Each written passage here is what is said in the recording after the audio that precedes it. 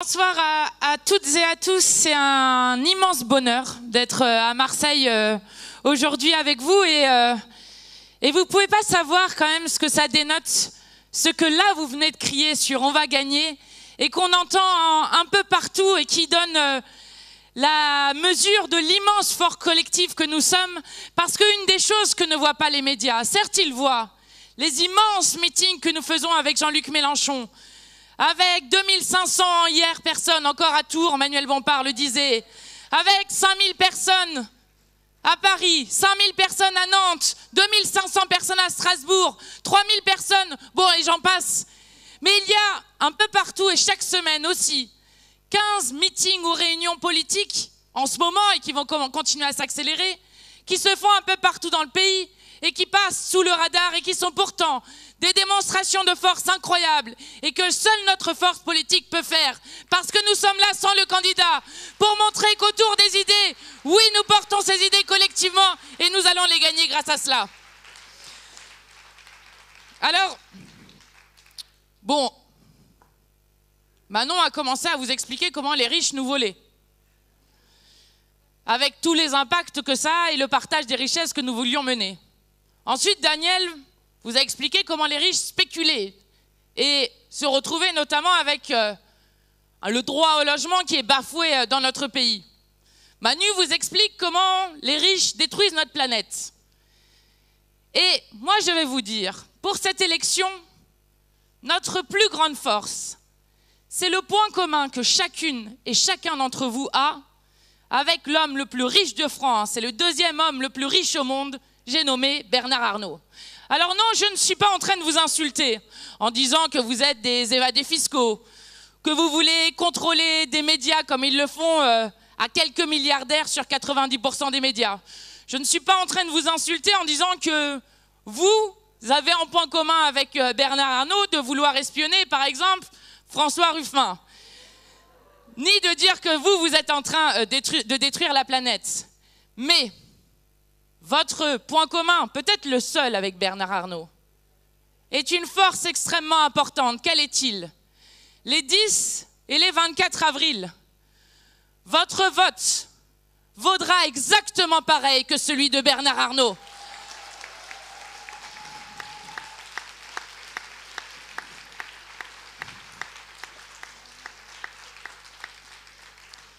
Les 10 et 24 avril, votre vote pèsera la même chose que celui de tous les milliardaires de notre pays ou les millionnaires de notre pays qui nous pourrissent la vie. Et ça, c'est notre force principale. Pourquoi? Parce que lorsque l'on dit, dernier rapport Oxfam dont vous parlez Manon, que 5 milliardaires détiennent autant que 27 millions de Français, je vais vous dire que si les 27 millions de Français vont voter, ça fait 27 millions de voix contre seulement 5.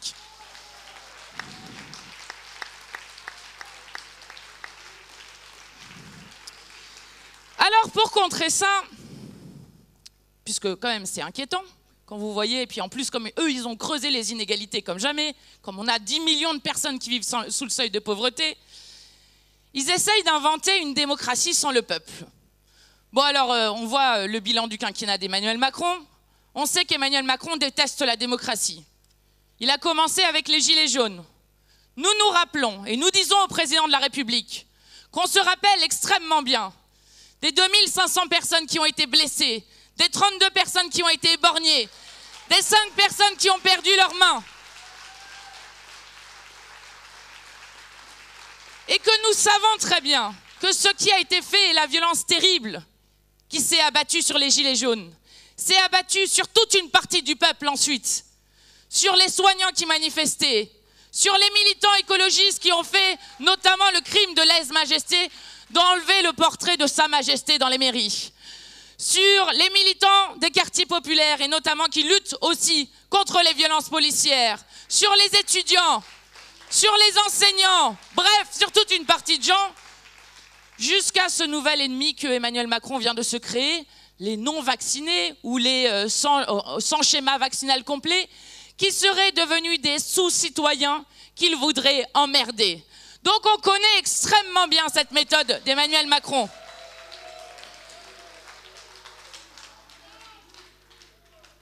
ils nous ont fait la même chose au Parlement. Au Parlement, c'est exactement la même chose, alors il faut faire taire absolument toute opposition. Donc bon, bah nous à 17, on fait quand même beaucoup de bruit à l'Assemblée nationale, ça les a pas mal emmerdés, là pour le coup on peut le dire. Et alors à l'Assemblée, c'est pareil. Alors là, en pleine crise sanitaire, vous avez donc ce président qui va se cacher dans le Conseil de défense pour pouvoir prendre ses décisions, qui prend ses décisions absolument tout seul et qui demande au Parlement d'être une petite chambre d'enregistrement avec la plupart des députés de la République En Marche qui sont aux ordres et qui votent tout tellement aux ordres que rappelez-vous toujours qu'au début du mandat, à un moment, on est en train de parler d'une loi et puis Éric Coquerel prend la parole pour expliquer pourquoi cet article-là, puisqu'il va dans le bon sens, nous allons le voter. Article d'une loi du gouvernement, donc avec lequel le gouvernement était d'accord. Et bien, ils étaient tellement surpris d'entendre des insoumis dire que pour une fois, ils allaient voter quelque chose, que eh bien, finalement, tous les députés de la République En Marche ont voté contre et ils ont dû retirer leur propre article contre l'avis du gouvernement parce qu'ils avaient été trop bêtes pour regarder ce qu'ils votaient. Donc n'oubliez jamais à quel point ces gens sont sectaires. Et lorsque nous arrivons à gagner par miracle, une fois, deux fois, peut-être dans l'année, et encore peut-être suis-je un peu trop généreuse, eh bien lorsque nous arrivons à gagner un de ces votes, qu'est-ce qu'ils font? Ils nous font revoter généralement à 4 h du matin pour que les macronistes qui ont voté une fois pour comprennent qu'ils ont mal voté la première fois et qu'ils doivent donc voter différemment la seconde fois. Ces gens-là détestent la démocratie. Ils ont refusé le référendum d'initiative citoyenne. Ils ont refusé de faire un droit de révocation des élus. Bah, ça ne nous étonne pas, hein, vu comment ils sont détestés dans le pays. Ils ont piétiner tous les travaux de ce qui devait être une expérience démocratique inédite avec la Convention citoyenne pour le climat. Je vais vous dire la vérité, ces gens ont peur du peuple parce qu'ils savent qu'ils mènent une guerre contre le peuple.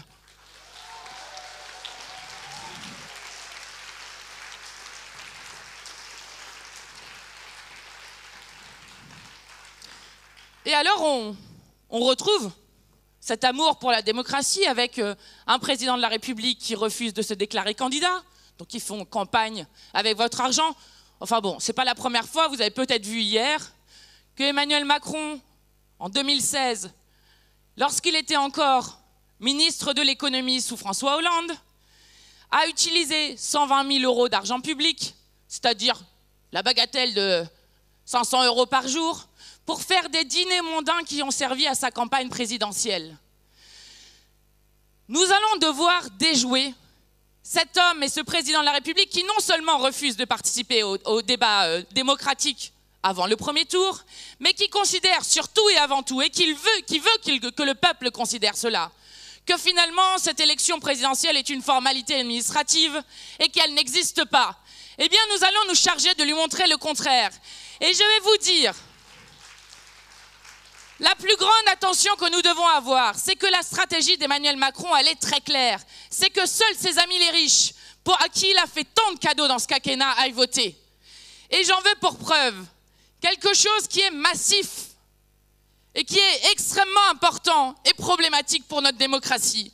C'est que leur arme numéro 1 pour faire une démocratie sans le peuple, c'est justement la question de l'inscription sur les listes électorales. Je veux insister là-dessus, les amis, parce que cet enjeu est extrêmement important. Nous parlons de 13 millions de personnes dans notre pays qui sont non ou mal inscrits. Vous avez 5 millions de personnes non inscrites. Les non inscrits sur les listes ne comptent pour rien dans notre pays. Cela ne compte pas en abstentionnisme, cela ne compte pour rien. Il y a 5 millions de personnes que ce pouvoir aujourd'hui décide qu'il ne pèse rien sur notre avenir commun. Et puis vous avez ensuite 8 millions de personnes, 7 à 8 millions, ça dépend des chiffres, qui sont ce qu'on appelle mal inscrits. Lorsque vous êtes mal inscrit, c'est par exemple que vous avez déménagé à un endroit ou qu'il y a eu un problème administratif sur je ne sais quoi, et donc vous êtes radié des listes électorales et vous ne pouvez pas aller voter. La date limite d'inscription sur les listes électorales, c'est le 4 mars. Vous n'en avez jamais entendu parler, c'est normal. L'État refuse depuis 2016 de faire des campagnes nationales d'inscription sur les listes électorales. Mais pourquoi? Mais c'est facile à comprendre. C'est qui les non et les mal inscrits? Les pauvres, les jeunes les habitants des zones rurales et des quartiers populaires, bref, toutes celles et ceux à qui on a le plus pourri la vie et qui ont le plus souffert des politiques qui ont été menées. Donc on ne s'étonne pas qu'ils ne veuillent pas aller les rechercher. Eh bien, je vais vous dire, rappelez-vous toujours qu'en 2017, nous sommes passés à 600 000 voix d'aller au second tour et de changer l'histoire de notre pays. Nous avons récolté 7 millions de voix sur le programme de l'avenir en commun et la candidature de Jean-Luc Mélenchon. 7 millions de voix. Je vous parle de 13 millions de personnes dans notre pays. 13 millions. Vous comprenez que ça, cette question de l'inscription sur les listes électorales, elle peut tout faire basculer dans notre pays. Parce que si tous ceux qu'ils appellent les riens, les feignants, les illettrés, les Gaulois réfractaires, et je ne sais plus quelle insulte le président de la République a utilisé contre nous, eh bien si nous revenons aux urnes, nous sommes bien plus nombreux qu'eux et nous pouvons changer l'histoire.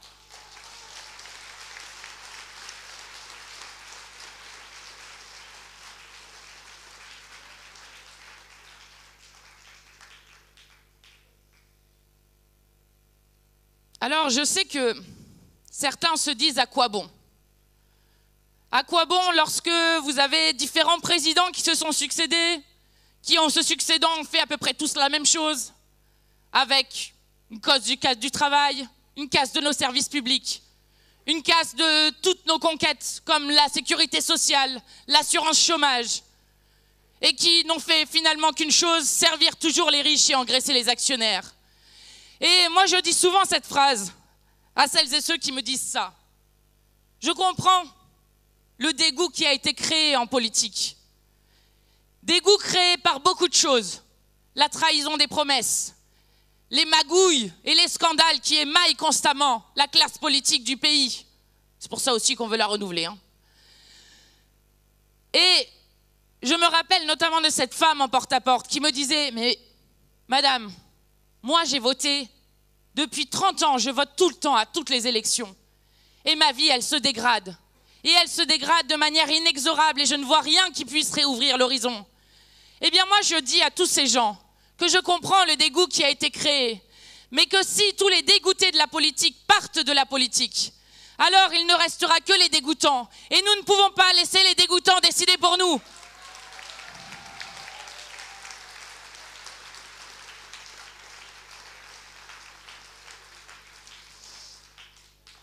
D'abord parce que 2022 n'est pas une élection présidentielle comme les autres. Manuel Bompard l'a très bien dit.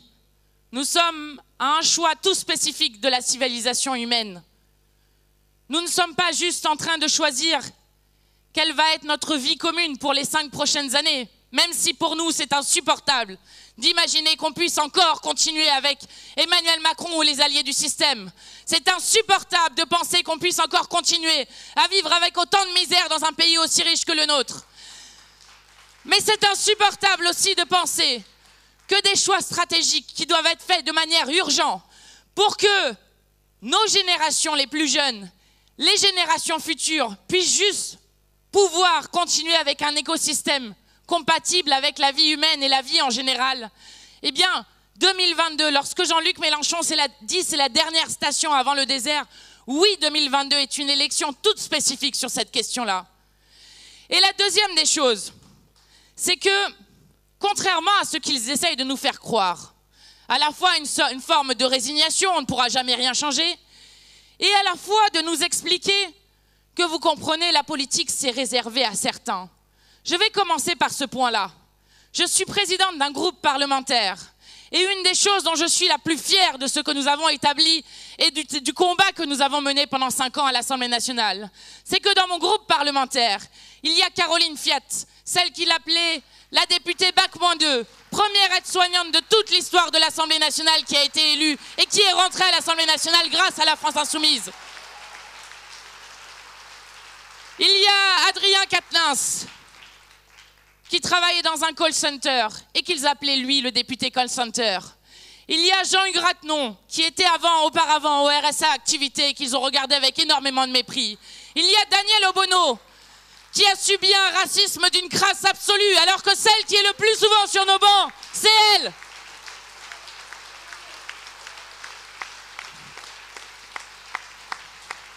Et lorsque nous sommes arrivés à l'Assemblée nationale, Vous auriez dû voir les yeux méprisants avec lesquels il nous regardait. Moi, je descends de la tribune, mon premier discours, on me dit « Mais c'est Jean-Luc Mélenchon qui a écrit ton discours ». Vous comprenez, j'étais une jeune femme de 28 ans, probablement, je n'ai pas assez de cerveau pour pouvoir écrire moi-même un discours. Eh bien, le mépris, ils l'ont ravalé bien comme il faut. Et oui, nous faisons de la politique bien mieux que toutes celles et ceux qui ont fait les soi-disant études pour pouvoir les porter. Première des choses. Deuxième des choses, quand ils dégoûtent de la politique, ils essayent de dépolitiser tout ce qui concerne notre vie quotidienne. Or, nous sommes là pour réaffirmer que la politique, c'est notre vie commune. Et que donc chacun et chacune a un rôle et un mot à dire en politique. Et je vous ai amené quelque chose, je veux vous parler du quartier Benza où j'étais tout à l'heure, où était organisé un parlement des cités. Je vous ai amené l'eau qui coule au robinet dans ce quartier. Vous avez vu qu'il y a une magnifique couleur, sans colorant, hein, sans, comme m'a dit l'habitante qui m'a donné cette bouteille-là, on va la faire analyser, sans curry, comme elle m'a dit. J'ai pas mis du curry dedans, c'est comme ça que ça sort vraiment au robinet. Eh bien, cette question de l'eau est une question profondément politique. Parce que lorsque l'on parle de la ressource la plus vitale sur Terre, sans qui, n'importe qui que vous soyez Bernard Arnault qui se croit tout-puissant, ou ceux qui le méprisent le plus et qui sont pourtant les plus essentiels à la nation, qui que ce soit sur cette planète, 3 jours sans eau et on est mort. Eh bien, cette ressource, nous allons devoir déterminer collectivement qui va décider pour cette ressource qui est profondément perturbée par le dérèglement climatique. Parce que le dérèglement climatique, c'est un dérèglement du cycle de l'eau. Est-ce qu'on continue à faire ce que fait Macron et sa clique, c'est-à-dire à laisser Veolia, Suez, Nestlé, Danone et autres voler notre eau, décider pour nous sur notre eau, avec des conséquences dramatiques comme celle-ci? Parce que oui, c'est politique d'avoir une eau comme ça. Oui, c'est politique quand tout à l'heure, une habitante m'a dit, les larmes à l'œil, en me disant « Moi, j'ai des coupures d'eau quotidiennes. » Elle me dit, déjà, d'habitude, j'ai pas trop de pression. Mais hier, j'ai cassé mon pot de douche tellement je n'en pouvais plus. Je me suis retrouvée avec mon fils de 7 ans, qui était tout nu, je lui avais mis le shampoing. Et là, d'un coup, coupure d'eau, il n'y a plus d'eau. Elle dit « Mais moi, je n'en peux plus, tous les jours, je n'ai plus d'eau. » Alors dès que j'ai un tout petit peu d'eau, je les mets tous les deux sous la douche, mes 2 enfants, pour le plus vite possible. Nous sommes dans le 5e pays le plus riche au monde. Et parce que Veolia, Suez, Nestlé, Danone et tant d'autres se sont accaparés notre eau, on sous-investit dans les réseaux comme ils l'ont fait. Eh bien, le droit le plus fondamental, le droit le plus essentiel à la vie est aujourd'hui bafoué. Comment peut-on accepter et regarder droit dans les yeux une situation d'une indignité aussi forte? Oui, c'est politique. C'est politique lorsque les habitants me racontaient les punaises de lit. Ou quelqu'un me dit, moi je ne travaille pas, mais j'ai dû dépenser 400 € pour une entreprise qui est venue. Parce que les punaises de lit, vous savez, ça vous pourrit la vie. Ça vous pique de partout. 400 €. Nous demandons, et tout le monde s'est moqué de moi quand j'ai fait cette campagne, qu'on reconnaisse que le problème des punaises de lit est un problème de santé publique, que ça n'a rien à voir avec l'hygiène, qu'on puisse avoir des interventions gratuites. Et je crois que ça, c'est extrêmement politique. Nous devons faire un changement et une rupture extrêmement forte dans la manière dont nous produisons, nous consommons et nous organisons nos sociétés. Nous y arriverons évidemment s'il y a une mobilisation générale, une force collective qui s'organise autour du vote. Et je parlais notamment de l'inscription sur les listes électorales. Mais nous y arriverons aussi, et seulement si, cette mobilisation générale se continue partout. Parce qu'avec nous, ça sera la démocratie partout et tout le temps. Et qu'il faudra cette mobilisation générale. Nous allons créer des millions d'emplois, les amis. Alors, cette question de la liste électorale, elle est extrêmement importante. Parce que quand je vous dis, il nous reste pile 1 mois pour inscrire ces 13 millions de personnes sur les listes électorales.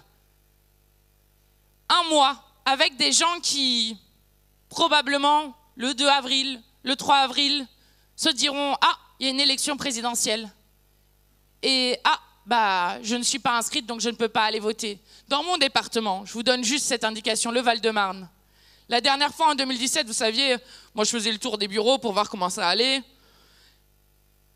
60 000 personnes ont été radiées des listes électorales. Je voyais des gens qui disaient « mais c'est pas possible, je suis inscrite, regardez, vous avez mon papier ». Et qui avaient été radiés sans le savoir.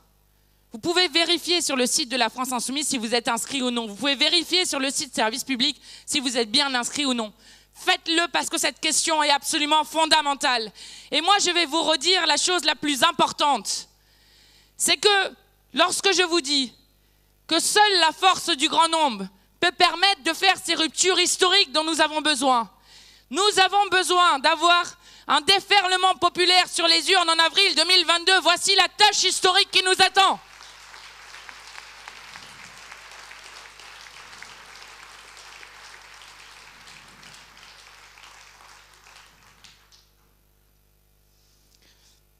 Alors, pendant des années, des décennies, on pourrait même pousser encore plus loin, ça a été le tour des riches et seuls des riches. Maintenant, c'est le tour du peuple. Et moi, j'aime dire quelque chose notamment à un président de la République qui est aussi méprisant avec son peuple. C'est qu'ici, nous sommes en France. Ici, nous avons fait la grande révolution. Et d'ailleurs, peut-être avez-vous vu Jean-Luc Mélenchon qui était ce matin en commémoration de la première abolition de l'esclavage en 1794.